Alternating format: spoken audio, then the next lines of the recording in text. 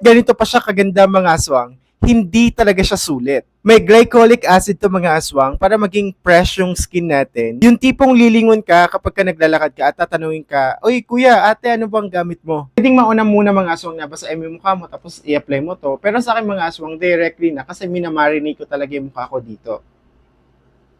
So maglalagay ka lang ng ganito, tapos ikakalat mo.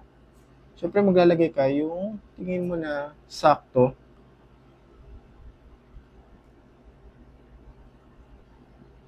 Meron siyang konting amoy, pero hindi yung amoy na mabango. Medyo hindi okay sa akin yung product kapag masyadong matapang yung amoy. Pero ito, light lang. Bagay na bagay to. Marami sa ingredients nito mga aswang ay pampabright ng skin natin at maging glass skin tayo mga aswang. Bukod doon mga aswang, tinatanggal niya yung mga dead skin natin para mapalitan siya at syempre maging glass skin talaga na maayos yung mukha ninyo.